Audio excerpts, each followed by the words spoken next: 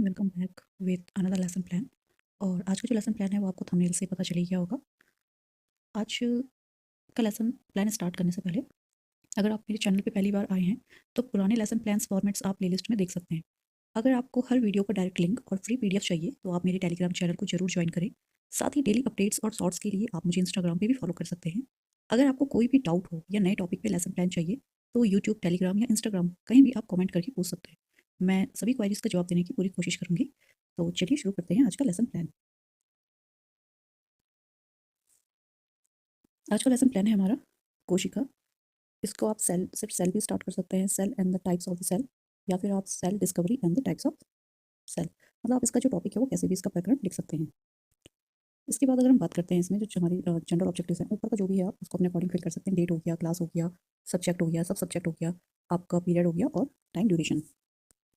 General objectives की अगर हम बात करें तो छात्रों में वैज्ञानिक दृष्टिकोण का विकास करना, जीव विज्ञान के प्रति रुचि जागृत करना, या फिर छात्रों में सूक्ष्म अवलोकन यानी ऑब्जर्वेशन की जो क्षमता होती है वो विकसित करना। इसके बाद बात आती है इसमें विशिष्ट उद्देश्य स्पेसिफिक ऑब्जेक्टिव्स की। तो सबसे पहले इसमें जो होता है कि ज्ञानात्मक, बोधात्मक और प्रयोगात्मक, ये तीन है। ज्ञानात्मक में छात्राएं कोशिका को परिभाषित कर सकेंगी, बोधात्मक में छात्राएं या फिर विद्यार्थी कोशिका के विभिन्न अंग जो होते हैं उनके कार्यों की व्याख्या कर सकेंगे।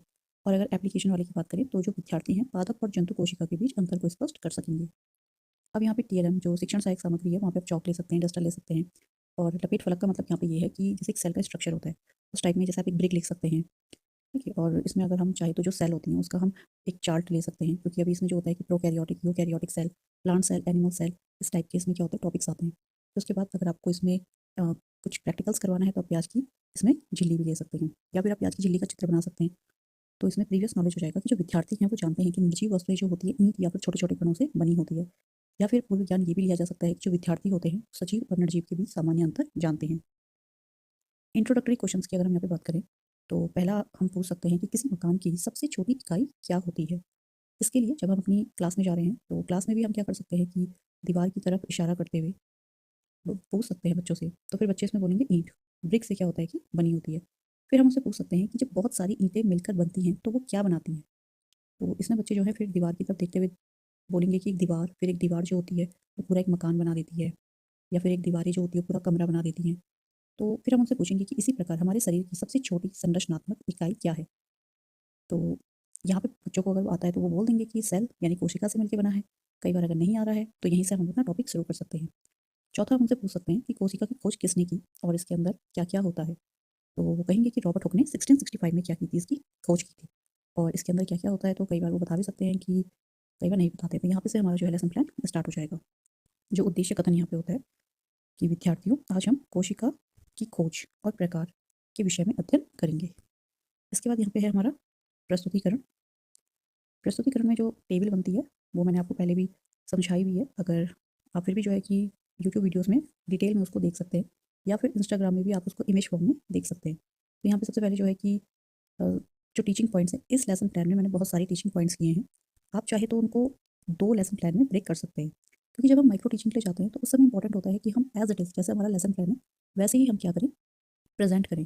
हम इंट्रोडक्टरी क्वेश्चन पूछें, उसके बाद हम अपना टॉपिक लिखें, फिर जाकर के हम अपना पूरा ब्लैक बोर्ड वर्क करें। लेकिन जब हम फील्ड टीचिंग में जाते हैं तो उस टाइम पे हमें कहीं न कहीं एक फ्रीडम होती है कि हम अपने तरीके से वहाँ पे पढ़ा सकते हैं। भले ही हमें वहाँ पे लेसन प्लान फॉलो करना होता है, लेकिन वहाँ पे जो फील्ड टीचिंग होती है मेनली हमारा क्या होता है कि हमें अपने 150 तक लेसन प्लान जो होते हैं वो कवर करने होते हैं। तो ऐसे में अगर आप इनको ब्रेक करके बनाओगे, जैसे सेल हो गया, फिर टाइप्स ऑफ सेल हो गया, या सेल ऑर्गेनल्स हो गए, तो उस टाइप में आप इसको ब्रेक कर सकते हैं।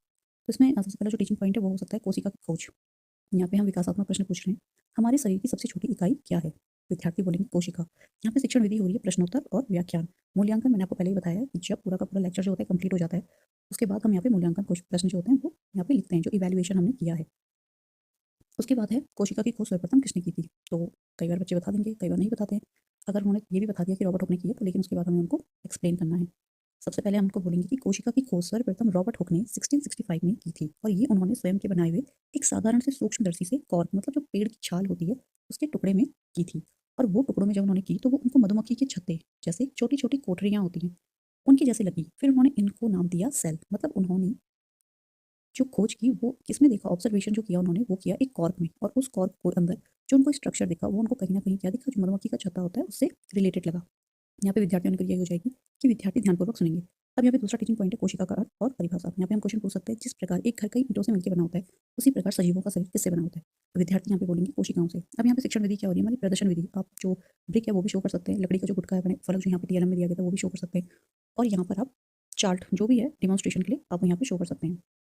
कोशिका को जीवन की आधारभूत इकाई क्यों कहते हैं? तो यहाँ पे समस्यात्मक प्रश्न हो गया। अब हम यहाँ पे स्पष्टीकरण देंगे कि जो कोशिका होती है वो सजीवों की रचनात्मक एवं क्रियात्मक इकाई है। जिस प्रकार एक एक ईंट जुड़कर दीवार और फिर मकान बनाती है, ठीक उसी प्रकार कोशिकाएं जुड़ के हमारे शरीर का निर्माण करती है। तो यहाँ पे हम उनको बता सकते हैं कि ये सेल होते हैं, ये यहाँ पे, और ये जो सेल होते हैं उसके बाद ये यहाँ पे टिश्यू बना रहे हैं, फिर वो टिश्यू जो होते हैं ऑर्गन को बनाते हैं, और ऑर्गन जो होता है पूरा का पूरा ऑर्गन सिस्टम बनाता है। तो इस तरह से उनको समझाया जा सकता है। अब यहाँ पे हम एक थर्ड जो टीचिंग पॉइंट ले सकते हैं कि कोशिका के मुख्य भाग क्या हैं। तो यहाँ पे हम सबसे पहले उनसे पूछ सकते हैं क्वेश्चन, क्या सभी कोशिकाएं एक जैसी होती है? वो हाँ भी बोल सकते हैं, नहीं भी बोल सकते हैं। फिर हम उनसे पूछेंगे कि कोशिका के अंदर कौन कौन से अंग पाए जाते हैं। कई बार बच्चे बता भी देते हैं, माइटोकॉन्ड्रिया होता है, एंडोप्लाज्मिक रेटिकुलम है, कई बार नहीं भी बता पाते हैं। तो स्पष्टीकरण हम यहाँ पे देंगे कि एक सामान्य कोशिका जो होती है हमको कहेंगे कि 3 मुख्य इनके भाग होते हैं। ठीक है, सबसे पहले इसमें कोशिका झिल्ली आएगी, कोशिका द्रव्य आएगा और केंद्रक आएगा। यहाँ पे बच्चों को बताना इंपॉर्टेंट है, क्योंकि कई बार उन्हें क्या लगता है कि जो कोशिका के मुख्य भाग हैं मतलब जो ऑर्गेनल्स हैं उनसे रिलेटेड किया जा रहा है। तो इसलिए यहाँ पे डिमॉन्स्ट्रेशन के लिए हम यहाँ पे उनको समझाएंगे कि यहाँ पे क्या होता है, जैसे साइटोप्लाज्म हो गया, ये न्यूक्लियस हो गया, ये सेल मेम्ब्रेन हो गई, तो इस टाइप में कोशिका के मुख्य भाग हैं। अब इसमें हम चौथा जो हमारा टीचिंग पॉइंट है, केंद्रक के आधार पर कोशिका के प्रकार। यहाँ पे हम विकासात्मक प्रश्न पूछ सकते हैं, क्या सभी जीवों में न्यूक्लियस एक जैसा होता है?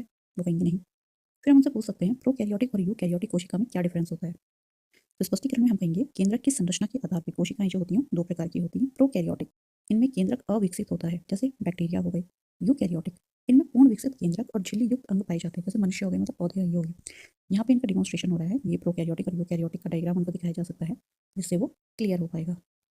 यहाँ पे जो शिक्षण विधि है वो प्रश्नोत्तर और तुलनात्मक, मतलब यहाँ पे जो डायग्राम्स हम उनको दिखा रहे हैं तो वो इन डायग्राम को जब देखेंगे तो वो कंपैरिजन कर पाएंगे कि जो प्रोकैरियोटिक सेल होती है और यूकैरियोटिक सेल होती है उनमें क्या सिमिलरिटीज और क्या डिफरेंशिएशन होते हैं। पांचवा जो इसमें टीचिंग पॉइंट है वो पादप एवं जंतु कोशिका से रिलेटेड है। ये प्लांट सेल, एनिमल सेल। क्या पेड़ पौधे हमारी तरह चल सकते हैं? कहेंगे नहीं। फिर हम उनसे पूछेंगे पौधों और जंतुओं की कोशिकाओं में क्या मुख्य अंतर होता है? अब यहाँ पर उनके लिए एक समस्यात्मक ही प्रश्न बन चुका है, तो हम स्पष्टीकरण देंगे संरचना के आधार पर कोशिकाएं 2 प्रकार की होती है, प्लांट सेल और एनिमल सेल। जब प्लांट सेल और एनिमल सेल हम उनको बता रहे हैं तो यहाँ पे जो चार्ट लेके हम जा रहे हैं या जिस भी माध्यम से हम उनको डिमॉन्स्ट्रेट कर रहे हैं तो यहाँ पे उनको ईजिली आइडेंटिफाई कर पाएंगे। ये हमें मतलब हमारे दिमाग में छपा होता है कि जो प्लांट सेल होती है वो हेक्सागोनल टाइप की होगी, जो एनिमल सेल होती है वो ओवल टाइप की होती है। तो इस तरह से यहाँ पे दिख रहा है। और यहाँ पे डिफरेंशिएशन भी है कि जो प्लांट सेल होती है उसमें कोशिका भित्ति उपस्थित होती है, क्लोरोप्लास्ट भी होगा और लार्ज वैक्यूल्स भी होते हैं। यहाँ पे जो एनिमल सेल की बात की जा रही है कि कोशिका भित्ति नहीं है, क्लोरोप्लास्ट नहीं है, और जो वैक्यूल्स होती है मतलब राजधानी हो या तो छोटी होंगी या फिर अनुपस्थित होंगी। इसके बाद जो लास्ट इसका टीचिंग पॉइंट है, कोशिका भित्ति या क्लोरोप्लास्ट में विभेद। पौधों का रंग हरा क्यों होता है? अब वो कहेंगे क्लोरोफिल के कारण होता है। फिर हम उनसे पूछेंगे क्या जंतु कोशिका में भी कोशिका भित्ति पाई जाती है? अब ये एक तरह से समस्यात्मक प्रश्न है, तो स्पष्टीकरण हो जाएगा कि नहीं, जो सेल वॉल होती है और जो क्लोरोप्लास्ट है ये केवल पौधों की कोशिकाओं में ही पाया जाता है। और जो हमारा क्या होता है सेल वॉल है वो क्या करता है, प्लांट को मजबूती देता है, जैसे उनका तना होता है तो वो उनको एक हार्डनेस देता है, और वो हमारी बॉडी में नहीं हो सकता है। अगर हमारी आउटर स्किन जो होती है अगर वो इतनी हार्ड हो जाएगी तो फिर उसमें हमारी स्किन में क्या होगा कि जो रेस्पिरेशन मतलब जो सांस लेने की होती है परमेबिलिटी होती है वो नहीं हो पाएगी, और हमारी जो स्किन होती है उसमें खिंचाव भी नहीं हो पाएगा। तो हम अपने जो ऑर्गन्स होते हैं, अपने जो बॉडी पार्ट्स होते हैं, हम उनको मूवमेंट नहीं कर पाएंगे। उसके बाद क्लोरोप्लास्ट, क्योंकि वो फोटोसिंथेसिस के लिए इंपॉर्टेंट है, और अगर हमारी खुद की जो एनिमल सेल है उसमें क्लोरोप्लास्ट हो जाता है तो हमारी जो बॉडी है वो खुद ही कहीं ना कहीं अपने लिए क्या करती, फूड प्रिपेयर करना स्टार्ट कर देती। अब यहाँ पे हम इसको बता सकते हैं कि ये जैसे एनिमल प्लांट सेल है, इस प्लांट सेल में यहाँ पे जो सेल वॉल है उसका क्या काम है, क्लोरोप्लास्ट का क्या काम है। अब यहाँ पे हमारा ब्लैक बोर्ड वर्क आ जाता है। आप इसको जो दिनांक विषय वादन है ये हमारा सबसे पहले लिखा जाता है जब हम क्लास में एंटर करते हैं। उसके बाद हमारा प्रकरण यहाँ पे आ जाता है, इसमें प्रकरण लिखा नहीं है, थंबनेल में है कि जो कोशिका, आप उसको कैसे भी ले सकते हैं प्रकरण को, कोशिका, कोशिका के प्रकार, कोशिका की खोज एवं प्रकार। आप इसको मैंने पहले ही बताया कि 2 पार्ट्स में भी ऐसा लेसन प्लान यूज़ कर सकते हैं। कोशिका का अर्थ हमने यहाँ पे लिख दिया कि सजीवों की संरचनात्मक एवं क्रियात्मक इकाई है। इसकी खोज रॉबर्ट हुक ने 1665 में की थी। कोशिका के प्रकार की बात की जाए तो प्रोकैरियोटिक और यूकैरियोटिक होते हैं। यहाँ पे हमने डायग्राम बना दिया एनिमल सेल और प्लांट सेल का। ब्लैक बोर्ड वर्क हमेशा कम लिखा जाता है ताकि वो क्या कर सके, ज़्यादा से ज़्यादा बच्चों को समझ आए और हमारा टॉपिक जो है वहाँ पे पूरा का पूरा क्लियर हो पाए। अब यहाँ पे अगर हम इसकी पुनरावृत्ति प्रश्न है, कोशिका की खोज किसने की थी, कोशिका का मस्तिष्क किसे कहा जाता है, पादप कोशिका में कोशिका भित्ति किसकी बनी होती है। तो होमवर्क जो हम उनको दे सकते हैं कि जंतु कोशिका का स्वच्छ एवं नामांकित चित्र बनाकर लाएं, कोशिका के किन्हीं 5 अंगों के नाम और उनके कार्य लिखकर लाएं। आई होप आप लोगों को ये लेसन प्लान समझ आया होगा। अगर आपको इसका पीडीएफ चाहिए तो आप मेरे टेलीग्राम चैनल पे विजिट कर सकते हैं। अगर आपको इस इमेज फॉर्म में चाहिए तो आप मेरे इंस्टाग्राम अकाउंट में विजिट कर सकते हैं।